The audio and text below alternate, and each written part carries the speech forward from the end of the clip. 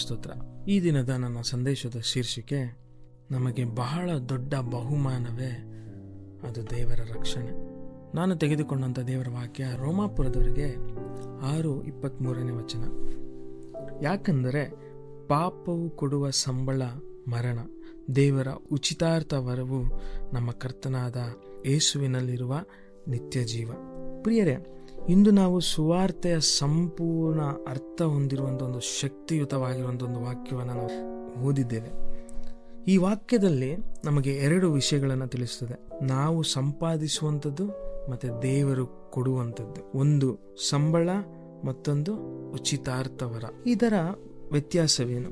ಮರಣ ಮತ್ತು ಜೀವ, ನರಕ ಮತ್ತು ಪರಲೋಕ, ದೇವರಿಂದ ದೂರವಾಗಿರುವಂಥದ್ದು, ದೇವರ ಜೊತೆಯಲ್ಲಿ ಜೀವನ ಮಾಡುವಂಥದ್ದು. ನೋಡಿ, ಮೊದಲನೇದಾಗಿ ನಾವು ನೋಡಿಕೊಳ್ಳೋಣ. ಪಾಪದ ಸಂಬಳ ಮರಣ. ಸಂಬಳ ಎನ್ನುವಂಥದ್ದು ನಾವು ಕೆಲಸ ಮಾಡುವಾಗ ನಮಗೆ ಸಿಗುವಂಥ ಒಂದು ಕೂಲಿ ಆಗಿರ್ಬೋದು.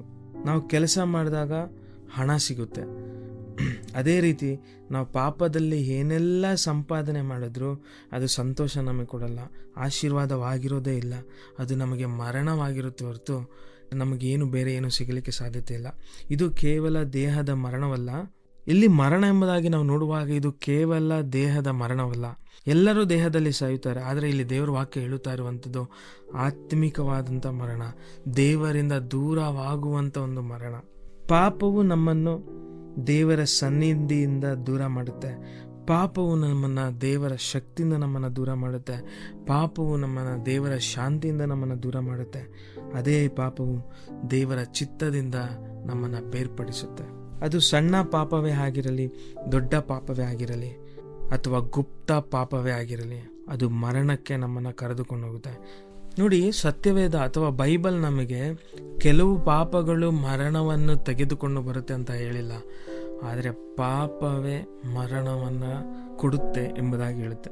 ಅಂದರೆ ಉದಾಹರಣೆಗೆ, ಒಂದು ಸುಳ್ಳು ಹೇಳಿದ್ರೂ ನಮಗೆ ಮರಣ ಸಿಗುತ್ತೆ. ಒಂದು ಅಹಂಕಾರದಿಂದ ಜೀವಿಸಿದ್ರೂ ಅದು ನಮಗೆ ಮರಣ ಸಿಗುತ್ತೆ. ಕಾಮದಿಂದ ನಾವು ಆಲೋಚನೆ ಮಾಡಿದರೂ ಕೂಡ ಅದು ಮರಣನ ನಮಗೆ ಸಿಗೋದು. ಅದೇ ದ್ವೇಷದಿಂದ ನಾವಿದ್ದರೂ ಮರಣನೇ ಸಿಗೋದು. ಅಂದರೆ ಇದರ ಅರ್ಥ ಏನು ಅಂದರೆ, ನಮಗೆ ಯಾವುದೇ ಪಾಪವಾಗಿಲ್ಲ, ಅದು ದೊಡ್ಡ ಪಾಪವಾಗಿರಲಿ, ಸಣ್ಣ ಪಾಪವಾಗಿರಲಿ, ಆ ಪಾಪದಲ್ಲಿ ನಮಗೆ ಸಿಗುವಂಥ ಸಂಬಳನೇ ಮರಣ. ಆದರೆ ದೇವರ ಉಚಿತ ವರವು ಶಾಶ್ವತವಾದ ಜೀವನ, ನಿತ್ಯ ಜೀವನ. ಇಲ್ಲಿ ಇದಕ್ಕೆ ಸಂಬಳ ಅಂತ ಇಲ್ಲ, ಆದರೆ ಇದು ವರವನ್ನು ಕೊಡುವಂಥದ್ದಾಗಿದೆ. ಉಚಿತ ವರ ಅಂದರೆ ಗಿಫ್ಟ್. ಉಚಿತ ವರ ಎಂಬುದಾಗಿ ಬರೆದಿದೆ, ಅಂದರೆ ಗಿಫ್ಟನ್ನು ಕೊಡುತ್ತದೆ. ನೋಡಿ, ಯಾರು ಈ ಲೋಕದಲ್ಲಿರುವಂಥವ್ರು ಪರಲೋಕವನ್ನು ಸಂಪಾದನೆ ಮಾಡಲಿಕ್ಕೆ ಸಾಧ್ಯತೆ ಇಲ್ಲ, ರಕ್ಷಣೆಯನ್ನು ಸಂಪಾದನೆ ಮಾಡಲಿಕ್ಕೆ ಸಾಧ್ಯತೆ ಇಲ್ಲ. ಯಾಕಂದರೆ ಅದು ದೇವರ ಉಚಿತ ದಾನವಾಗಿದೆ. ಯಾಕಂದರೆ ಯಾರು ಬೆಲೆ ಕಟ್ಟೋಕ್ಕಾಗ್ದಲೇ ಇದ್ದಾಗ ದೇವರು ನಮಗೋಸ್ಕರ ಬೆಲೆಯನ್ನು ಕೊಟ್ಟು ನಮಗೆ ಕೊಟ್ಟಂಥ ಒಂದು ವರನೇ ಅದು ಪರಲೋಕ, ನಿತ್ಯ ಜೀವ, ಆ ಉಚಿತ ವರ. ವರ ಎಂಬುದಾಗಿ ನೋಡುವಾಗ ಅದು ನಿತ್ಯ ಜೀವ. ಈ ಲೋಕದಲ್ಲಿ ಮಾತ್ರವಲ್ಲ, ಎಂದಿಗೂ ದೇವರ ಜೊತೆಯಲ್ಲಿ ಇರುವಂಥ ಒಂದು ಭಾಗ್ಯ. ನೋಡಿ, 3ನೇದಾಗಿ ನಾವು ನೋಡ್ತೇವೆ ಕ್ರಿಸ್ತ ಯೇಸುವಿನಲ್ಲಿರುವ ನಿತ್ಯ ಜೀವ. ನೋಡಿ, ಇಲ್ಲೇ ಮುಖ್ಯವಾದ ಅಂಶ ಇರುವಂಥದ್ದು. ಶಾಶ್ವತ ಜೀವನ ಧರ್ಮದಲ್ಲಿ ಅಲ್ಲ, ಚರ್ಚಲ್ಲೂ ಇಲ್ಲ, ಒಳ್ಳೆತನದಲ್ಲೂ ಇಲ್ಲ, ಆದರೆ ನಿತ್ಯ ಜೀವ ನಮಗೆ ಸಿಗುವಂಥದ್ದು ಯೇಸು ಕ್ರಿಸ್ತನಲ್ಲಿ ಮಾತ್ರ ಇದೆ. ಯೇಸು ಕ್ರಿಸ್ತನಲ್ಲಿ ಮಾತ್ರ ಸಿಗುತ್ತೆ. ಯಾಕಂದರೆ ಯೇಸು ನಮಗಾಗಿ ಏನು ಮಾಡಿದ್ದಾನೆ ಅಂದರೆ, ಪಾಪರಹಿತವಾದಂಥ ಜೀವಿತವನ್ನು ಇಲ್ಲಿ ನಡೆಸಿದ್ದಾನೆ. ನಮಗೆ ಬರಬೇಕಾದ ಶಿಕ್ಷೆಯನ್ನು ಆತನು ಹೊತ್ತುಕೊಂಡಿದ್ದಾನೆ. ನಮ್ಮ ಮರಣವನ್ನು ಆತನು ಅನುಭವಿಸಿದ್ದಾನೆ. ನಮಗೆ ಬರಬೇಕಾದಂಥ ಶಿಕ್ಷೆಯನ್ನು ಆತನು ಹೊತ್ತುಕೊಂಡು ಮರಣವನ್ನು ಆತನು ಜಯಿಸಿದ್ದಾನೆ. ನೋಡಿ, ಇಷ್ಟೆಲ್ಲವನ್ನು ಕಷ್ಟವನ್ನು ಪಟ್ಟ ಮೇಲೆ ಯೇಸು ಸ್ವಾಮಿ ನಮಗೆ ಉಚಿತ ವರವನ್ನು ಕೊಡ್ತಾ ಇದ್ದಾನೆ. ಅದೇ ನಿತ್ಯ ಜೀವವನ್ನು ಕೊಡ್ತಾ ಇದ್ದಾನೆ. ಇದೇ ನಮಗೆ ಮಹಾ ಆಶ್ಚರ್ಯದ ಸಂಗತಿ. ಒಂದು ಉದಾಹರಣೆಯನ್ನು ನೋಡಿಕೊಳ್ಳೋಣ. ನ್ಯಾಯಾಧೀಶನ ಮುಂದೆ ನಾವು ನಿಂತ್ಕೊಂಡಿದ್ದೀವಿ.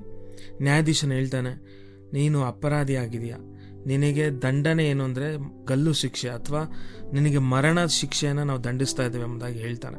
ಅವಾಗ ನಾವು ಏನು ಮಾಡೋಕ್ಕಾಗುತ್ತೆ? ಏನು ಮಾಡೋಕ್ಕಾಗಲ್ಲ. ನೋಡಿ, ಆದರೆ ಯಾರೋ ಒಬ್ಬ ವ್ಯಕ್ತಿ ಬಂದ್ಬಿಟ್ಟು ನೀನು ಮಾಡಿದಂಥ ತಪ್ಪಿಗೆ ನಾನು ಅದನ್ನು ಶಿಕ್ಷೆಯನ್ನು ಅನುಭವಿಸ್ತೇನೆ ಅಂತ ಹೇಳಿದಾಗ ನೀನಲ್ಲಿ ಬಿಡುಗಡೆ ಆಗ್ತೀಯಲ್ಲ. ಸೊ ಅದನ್ನೇ ಯೇಸು ಸ್ವಾಮಿ ಇಲ್ಲಿ ಬಂದು ಮಾಡಿದ್ದು. ಇದೇ ದೇವರ ಕೃಪೆ. ನೋಡಿ, ದೇವರು ಕೊಡುವಂಥ ಉಚಿತ ವರವನ್ನು ಸಂಪಾದನೆ ಮಾಡಿಕೊಳ್ಳಿಕ್ಕಾಗಲ್ಲ, ಆದರೆ ಅದನ್ನು ಸ್ವೀಕಾರ ಮಾಡ್ಕೋಬೇಕು. ನಾವೇನು ಮಾಡಬೇಕು? ಇಲ್ಲಿ ನಮ್ಮ ಪಾಪದಿಂದ ನಾವು ತಿರುಗಬೇಕು, ಪಶ್ಚಾತ್ತಾಪವನ್ನು ಪಡಬೇಕು, ಯೇಸುವಿನಲ್ಲಿ ನಂಬಿಕೆ ಇಡಬೇಕು, ನಮ್ಮ ಜೀವಿತವನ್ನು ದೇವರಿಗೆ ಒಪ್ಪಿಸ್ಕೊಡ್ಬೇಕು. ಪ್ರಿಯರೇ, ನನ್ನನ್ನು ಕೇಳಿತರಂತ ಯಾರಾದರೂ ಇನ್ನೂ ಸಂಪೂರ್ಣವಾಗಿ ದೇವರನ್ನು ವಿಶ್ವಾಸ ಇಡದೆ ದೇವರ ನಂಬದೇ ಇರುವಂಥವರಾಗಿದ್ದರೆ ಇವಾಗ ನಿಮಗಿರುವಂಥ ಒಂದು ಕರೆ, ನೀವು ಯೇಸುವನ್ನು ಸ್ವೀಕಾರ ಮಾಡ್ತೀರಾ?